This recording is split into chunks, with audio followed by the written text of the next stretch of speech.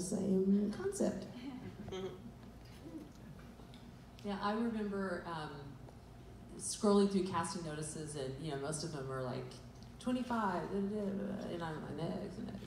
And then I saw this one, and it had 5 roles for women of a certain age, and that caught my eye. 5 female leads that very equally leads, and it was just a wonderful opportunity. I was telling Mehul in the lobby earlier today that I had just sent my youngest child off to college and hadn't acted in 20 years, and saw this casting, and I was like, oh, we'll just put this audition on the table. Nothing's gonna happen, but it'll just be fun to just do that. And I was shocked, so shocked to have this opportunity to work with these wonderful actors and actresses, and Mehul and Monsi, and then that was 2 years ago, and I've been acting ever since. And so, I thanked him for giving me the opportunity to just step out and live my dream. And it started with him taking a shot on me, and so I appreciate that. And that's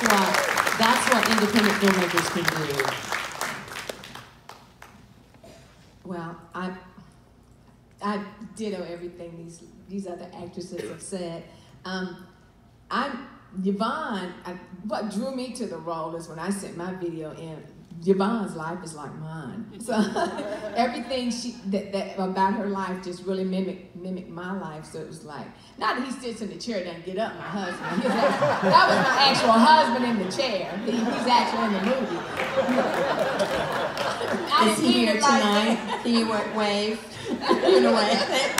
He was my actual husband, anyway. Sometimes you take on a role, and you take on that. But I took on Yvonne's life, and it was like we intertwined the whole family structure thing. So it was really a blessing that Mehul cast me and saw my video and gave me the opportunity. So I just like playing Yvonne and working with these great actresses. It's like we had chemistry. Could you see it on the screen? We were really silly, so yeah, especially when we first smoked our joint, So. It actually was oregano. My mom and dad are in the audience. That was not real. It was actually oregano, like she said. Okay, thanks.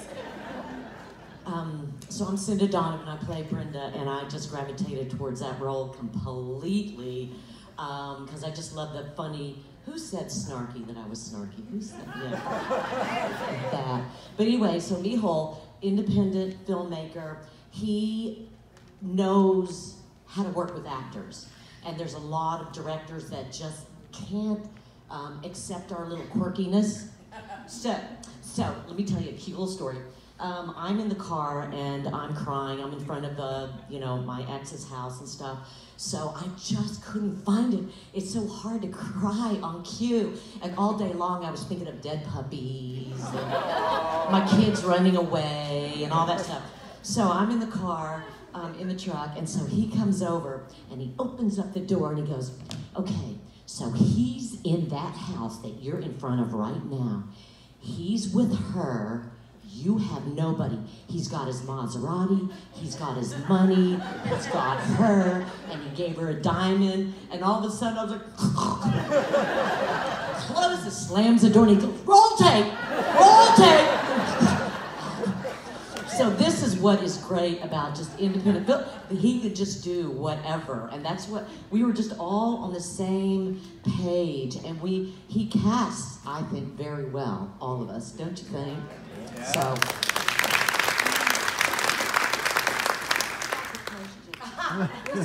About independent filmmaking and people or women over 25 and the choices and the opportunities available as opposed to more streamlined or mainstream filmmakers. I think independent film, and especially that is supported in a community like this.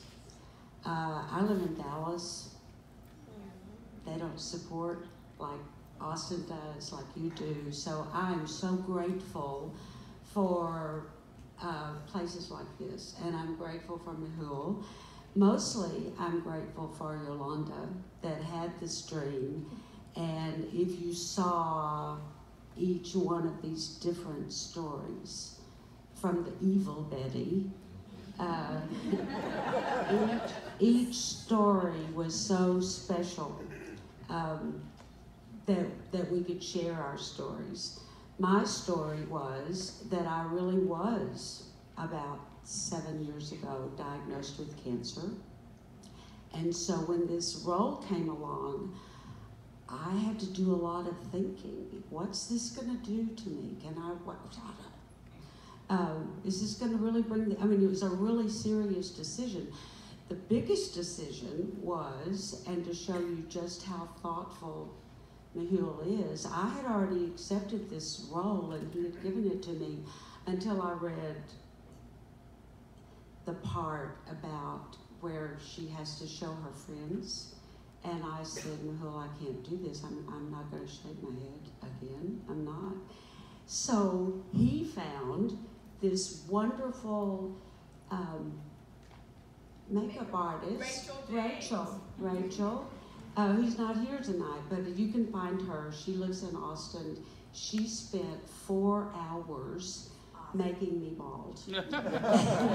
It was really a transforming experience. But the main thing to me was that Mehul cared so much about each one of these stories that he picked a person who could tell that story, even to this evil person over here. And it was just really a wonderful, wonderful experience. But I think the main thing for me is all of you people here shared your town on a really cold day. Yes, really, you fed us, you let us use your homes, you let us use your church. And I think for us to be able to tell a story in a place like this made the story even more special. So I just want to say thank you. And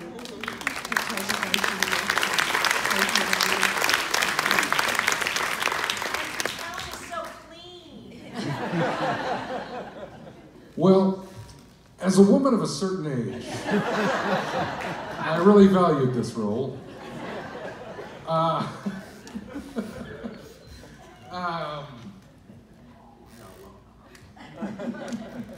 We had. I did not. We had such fun on set, but I was being tender because I didn't want I don't want to hurt anyone. That's what I do. I'm a big oaf. I hurt people inadvertently. But I was just absolutely thrilled when I got this role. And has it been 2 years? My word. I guess that's my problem with time and not yours. But no, it was a wonderful opportunity for me because looking at me, and you'll never believe it, I play a lot of guard number 5. It just happens. And the character of Kingpin Paint, I was absolutely enwrapped with from the word go. It was a lot of fun, and it was an honor to be able to work with everyone here. And I have, yes, just kind of, yeah, I'm going to stop there before I start. Okay, there you go. Thank you. Good job. I tip my hat for letting me into this role too. I kind of came in through the back door in this deal. I wanted to be the preacher, and that's what I actually auditioned for. And Mehul and Cinda came up with an idea that Cinda and I are actually a couple, and said, well, why don't we just fight on stage and we can make a role out of this, you know? So I turned into the bad guy ex-husband. So, but thank you so much, Mehul, for letting me do this. And like him, most of my roles are, you know, a cowboy bartender with 3 or 4 lines, and I shoot somebody, and that's about the end of it. So I got into this a little bit more. So, but thank you so much, and Yolanda, thank you for writing such a great script. And Michelle, we don't want to leave you out. We skipped over you. Would you like to answer that question? To answer the question, Independent filmmakers.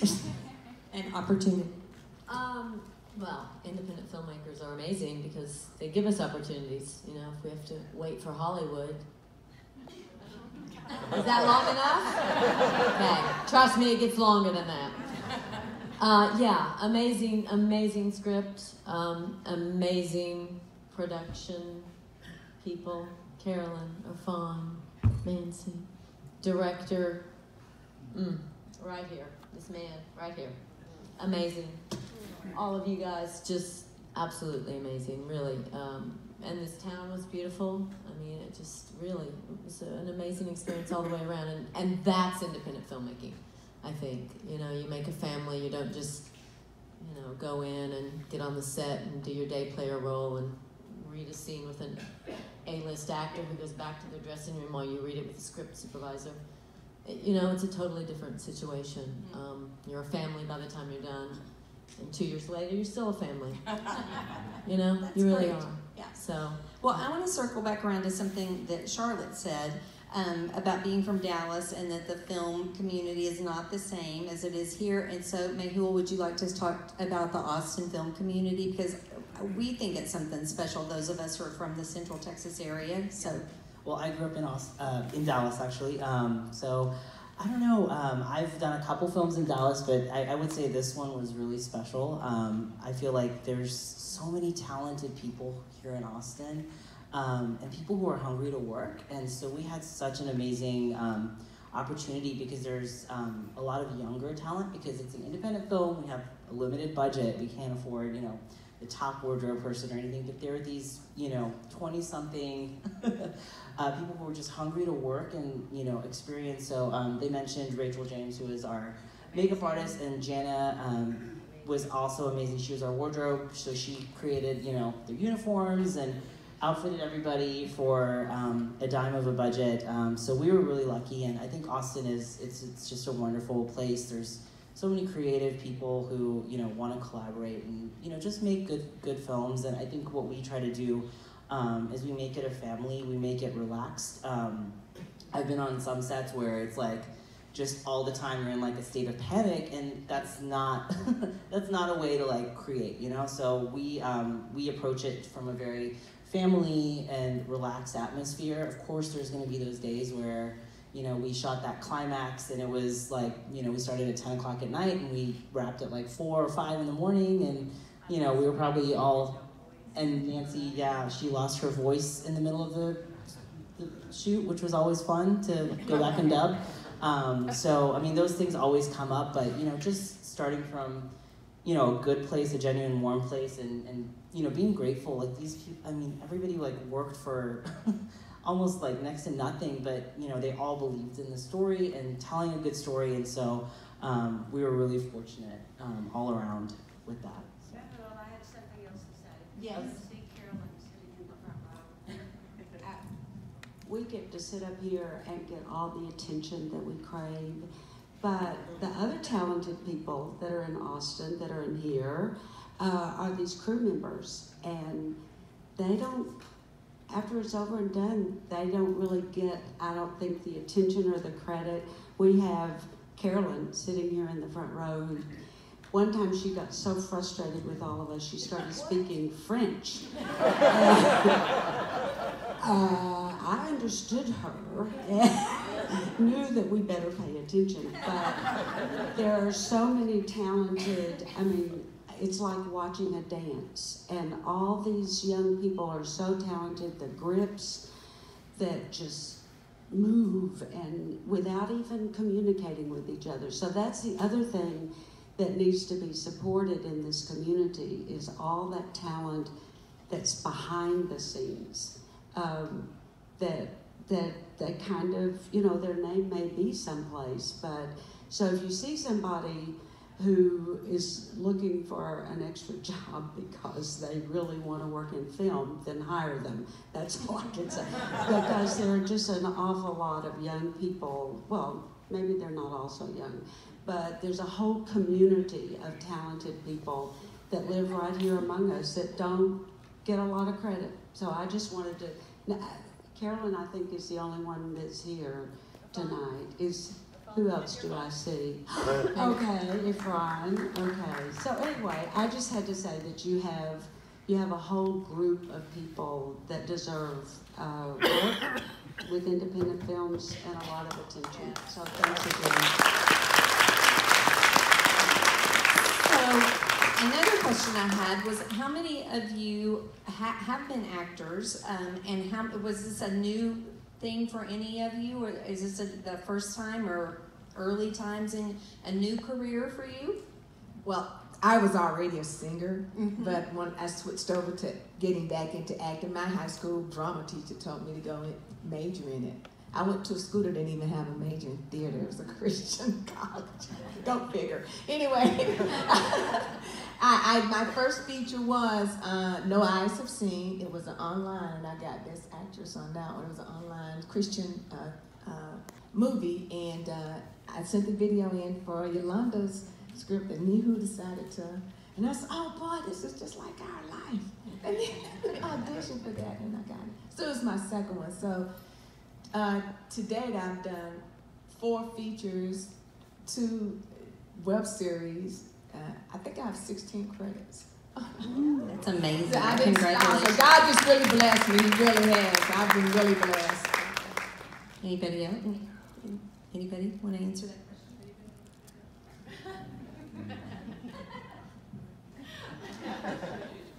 Yes. So I always wanted to be an actress since I was very small. I think when I was in 6th grade, I did Thomas Henry's Give Me Liberty or Give Me Death with a foil-covered piece of cardboard. But then I sold my soul to the devil and I went the corporate route.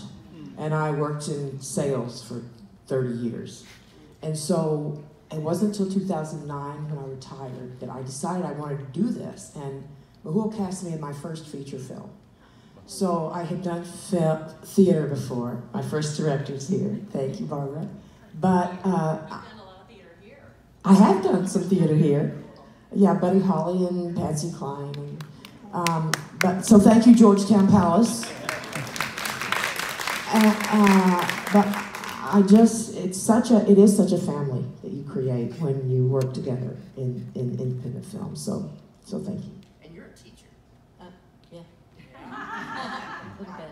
Yeah, an acting teacher. Yeah, I'm an acting coach in Dallas. Yeah, React Acting Studios. If anybody wants to come. Come on. And Monty has yes. I will add something to that. So when we were casting, and we were talking about, why we shot it in Austin, the other thing was we knew we needed a place that we could, shoot and can find all this talent. So when we actually started casting, like, where are we gonna find all these ladies? Like, we were genuinely worried. And we put out a casting call across the country. We saw tapes from people from New York and LA. And somehow, everybody, cast and crew, ended up being all from Texas. We didn't cast anybody. And that just shows you just have to keep looking, and we really got lucky. And then we had so many, we were like, oh, we were just really grateful. And then we were like, oh, everybody just fit and just worked out, so. That's great. So this was funny and lighthearted, but there were some very serious themes in this movie. So Yolanda and Mehul, was there something that you both wanted to say with this movie, or did that just kind of evolve as you wrote it? Well, it was something because like I said, it was a lot of things that I had experienced indirectly, and I wanted to just touch on it, how, for instance, about the LGBT, community. My son that role was catered to him because he never came out to us. And I braced him before we walked in. I said, let me tell you something. Okay, this role, that was based on you, okay? And he was like, and he just looked, he said, what? I said, you remember the time you was in the car and you just thought we didn't know your lifestyle? And I just came out and said, okay, Jermaine, we know you are what you are. When you gonna accept it? And he just said, oh, okay. I said, you should feel liberated in his office. He said, you know what? I actually feel good. And he did, and we just got it out, and life is good.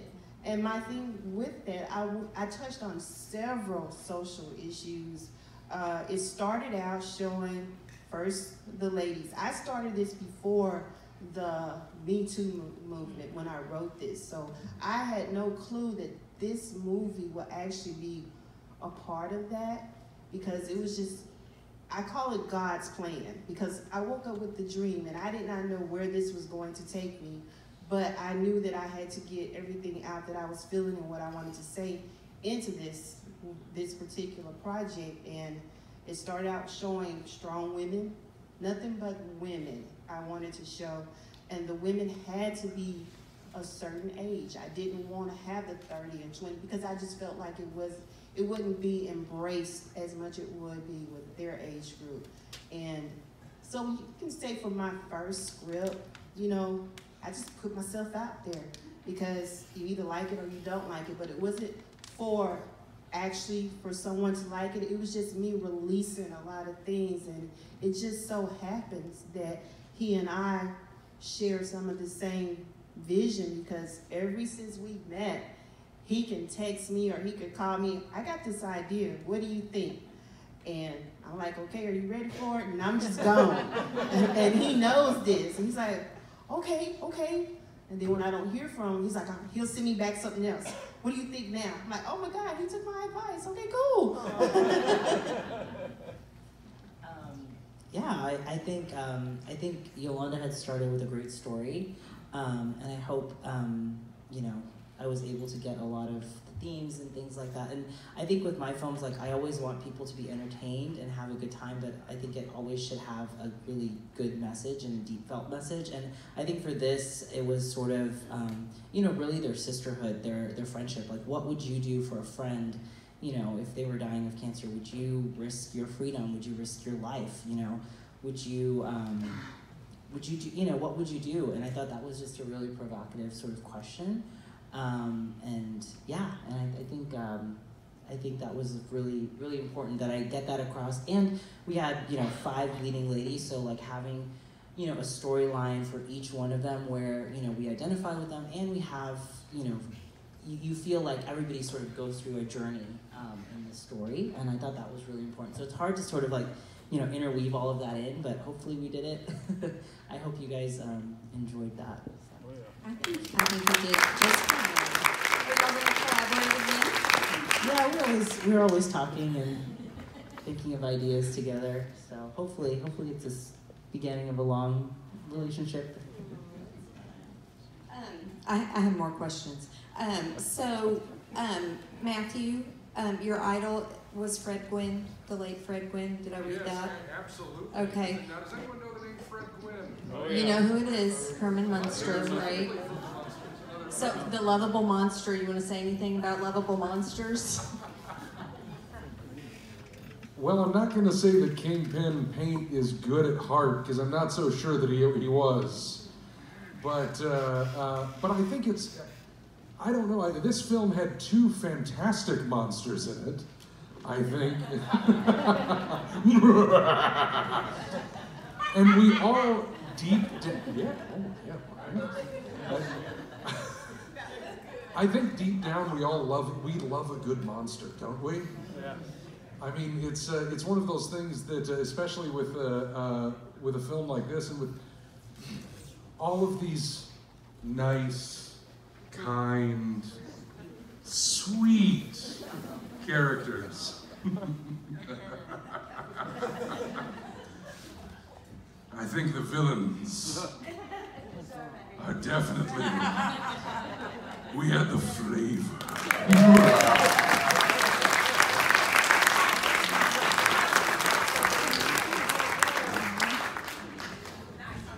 Michelle, do you have anything to add about the villains? I just want to say Yes, it was Linda. so much fun, like take 10, when I hit you in the head with that freaking band. And bless your heart, you just kept saying, hit me harder, it's okay. Michelle, you want to say anything about villains? Or playing a villain? Was this your first time to play a villain? It was actually my first time to play a villain. I played someone who you thought was a villain in a feature a couple years before this, but she really wasn't. So it was a little hard because when I got to the set, they all thought of me that way. Like the actors. And I was like in makeup and hair, I'm like, I'm not really mean. I'm really, really nice. And then this one, she's not sitting up, because I can't, sit up. She called me McMeanie. McMeanie? That was in love. In love, she called me McMeanie.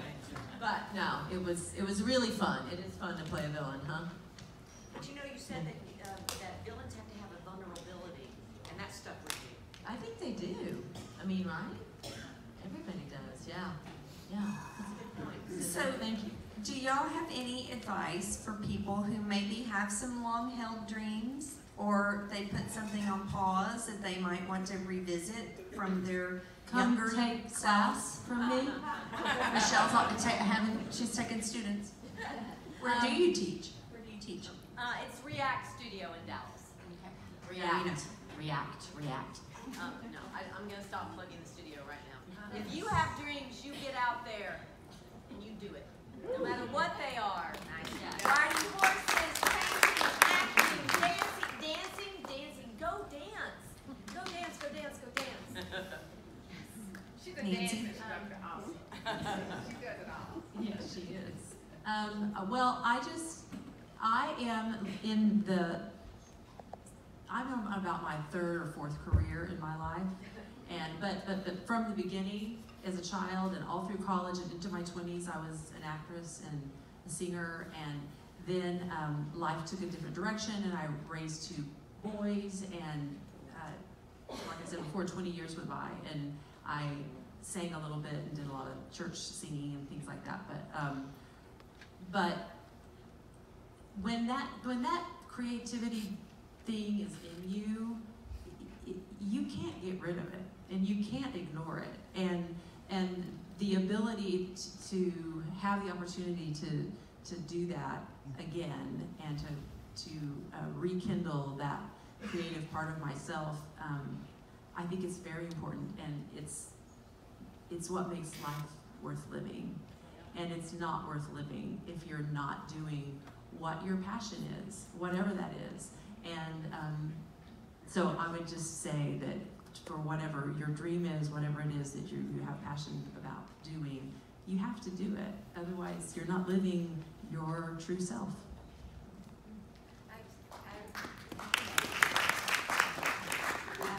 Without the writers of this world, without the storytellers, I don't think there's anything worth living for. When I was a little girl, I used to lie in the grass and watch lightning bugs, which I don't think there are anymore. We have them here in Georgetown. To my grandparents and aunts and uncles tell stories. And so I think that everybody has a story. And I think the older we are, the more stories that we have. So that's why I have such admiration for Yolanda, who can tell a story. So I think if you have a story, there's all kinds of places to send that story, and let other people hear your story. I know people, whatever your story is, it's important to share that story, I think, so that other people can benefit from what you've lived. And the older we get, I think that we need to share those stories, and maybe not on Facebook. Send it someplace else. If you don't do anything but write an editorial to these non-existent, I still take the newspaper and read a real newspaper every day. That's how old-fashioned I am. And I read the letters to the editor, because what people think is so important. So that's what I encourage, is talk to your children, talk to your grandchildren, tell them, even if they don't want to listen, tell them the stories, because that's what our lives are all about, is our stories and our history. So that's all we do. is tell other people's stories. So we have to keep having those stories come. So that's what I encourage everybody to do. Tell me your story. Write it down.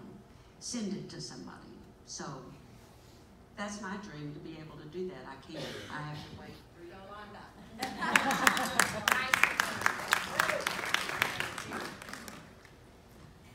Well, how much more time do we have, Susan? Where are we? A little bit more? Okay. Well, as Scott and Susan said when they introduced me, I own a bookstore with 9 other women, and we opened 6 months ago, and so that was one reason why I wanted to talk about second and third and fourth acts of your life, because we're all acting that out about 6 blocks away. But I always ask people, what are you reading? So could y'all go there? Let's start with, I'm sorry, I want to call you Frank. I'm sorry, Frank. Let's start with Frank. What are you reading, or what do you like to read? Yeah, who doesn't like a cheating ex-husband? Anyway. Frank's a good name for a cheating ex-husband. Right now, I am reading an introspective look for back in the day I read Carlos Castaneda books, Don Juan and His Adventures, and so I'm reading someone has summarized all that, give me a little bit more insight to those books that made a difference to me when I was back in the 70s when I was young. That's great, thank you. Matthew? Oh, let me see here. Right now I'm reworking my way through the Hitchhiker's Guide to the Galaxy, all 5 books. And then I have a stack of untouched Stephen Kings, and kind of picked up, have a collected Lovecraft that I decided to, it's like a common theme here, I'm not exactly sure. But I don't read as much as I used to, unfortunately. It's just voracious reader back in the day, but don't have the time. But you're so busy acting. Oh my goodness, I'm not going to give a true confession of what I really read. I read plays. Again, people telling stories. I read I live in Dallas, but the Richardson Public Library has a library, and there's this wonderful collection of plays. And so I read every play that I can get my hands on. Sometimes those are made into movies, which is interesting to see what happened with those. I gave up on Stephen King because he gave me such nightmares, but I did actually just read Stephen King's latest book. I read a lot of trash. There's no shame in that. I do. I love mystery stories. And what I love about my life is my husband who's sitting there. He's sitting there reading, I don't know, Sports Illustrated, I don't know what it is. And so reading whatever crosses our plate, I just read everything. I do. Because again, I like people's stories. Just tell me a story, and that's why I like plays so much, because the last one, I've forgotten now, the Children's Hour, that kind of goes along with Yolanda's theory. The Children's Hour was a play and then made into a movie. So these are all old things. And again, I'm not going to go into true confession what my latest study is, because y'all would say, oh my God, that woman's weird. But anyway, so I just like to read. Just send me anything. Cinda? Spiritual books and my horoscope. In line with what she just said, it's a book called True North. I read a lot of inspirational books, and it's a True North book that uses navigational techniques to find your direction in life. You know, so it's called True North, and they use those about how ships are navigating and all that from the early ships and all, using those patterns and finding your direction in life. So it's really beautiful. My last read was Tiny Beautiful Things by Cheryl Strayed, who's the author of Wild. I love that book. Oh my God, I highly recommend it. She was an advice columnist that went by Dear Sugar, was her pen name. And so these are just actual like letters that people have written to her and then her responses back. and they will break your heart and make you cry, and the stories are so gorgeous. So, Tiny Beautiful Things. I am reading some scripts for some things I have coming up, and then I'm rereading Stephen King. Yeah, and right now I'm in Insomnia. We are coming off Halloween. I have a love-hate relationship with Stephen King. Cormac McCarthy right now, Blood Meridian. What, is he the only author who ever wrote a 2-page sentence that was grammatically correct? He did. Amazing, amazing writer. Amazing writer. Everything is crafted like a vintage gemstone setting, but sometimes you're afraid to turn the page. I'm not reading anything. I'm in writer mode right now. So basically, I have several projects that now my name has reached to Hollywood that has called my management company wanting to see what I have. I also have a children's line book that's being the last stages of illustration right now that I have a publishing deal coming. When is that book coming out, dear? In the next few months? It's a children's book line, so I was able to get a publishing deal out of London. So I'm busy writing, and I have to say, it all started here. I mean, that's what I said. Everything is God's plan, and I'm just so amazed and happy to see that everyone that has participated in this, that they're actually moving on to the next step, you know. So I think we're all on a certain journey that we're supposed to do, but we were brought together for a reason. So this is truly a real family, and with you guys accepting us in Georgetown, you part of that journey too. I don't know what for, but we're all connected, and I feel so strong about that. But I'm not reading anything. I'm busy writing, and when I'm writing, it's like I shut the world out because I have to have original information, and I love it. So I'm not in the middle of reading anything. We are reading some scripts because we've got the bug again. So there's been some doozies that we're all like, okay, maybe that person shouldn't be writing a story.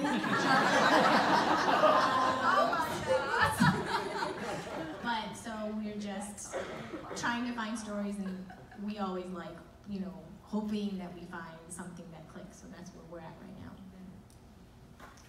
Yeah, I don't have a book that I'm reading right now. It's been a while, I feel like, which I'm kind of sad. I love the Harry Potter series. Yeah, it's great.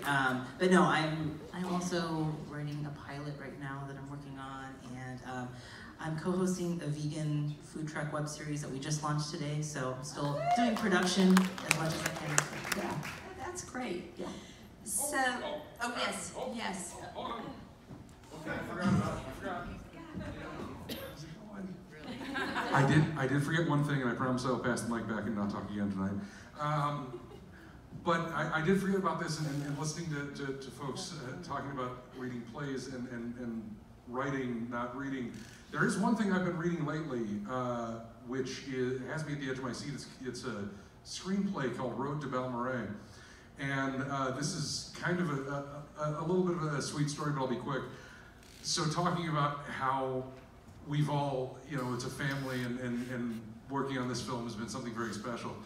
I think I've talked about this before, so forgive me, guys. But 2 years ago, when we did this movie, I met the love of my life, who is one of the crew members, Stephanie Vella Anderson, who was a PA on the set, and she is also a screenwriter.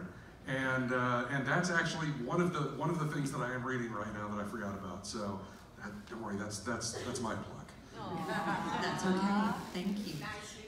So just to wrap up, I have two last questions. Mehul and Monsi, would you like to share any thoughts for people who might want to become an independent filmmaker or producer or anything in that realm?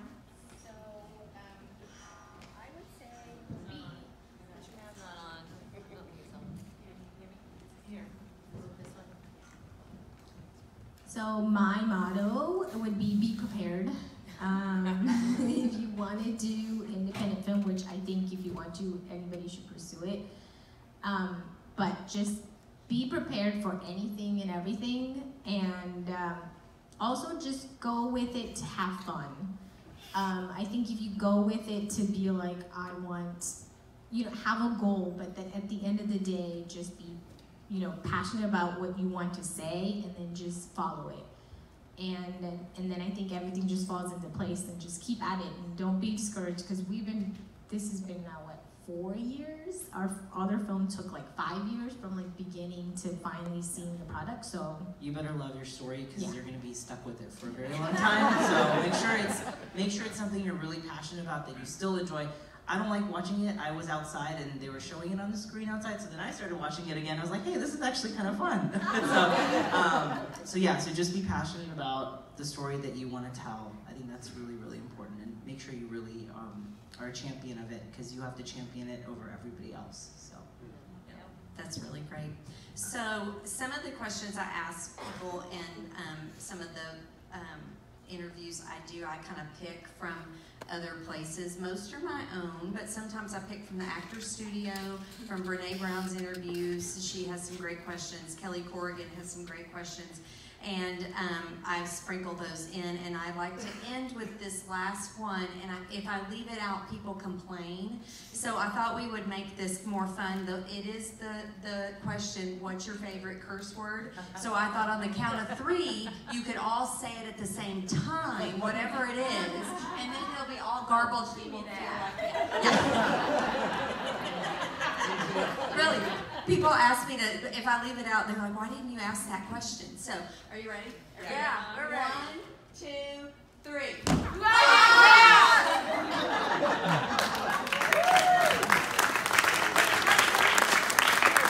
That was pretty great.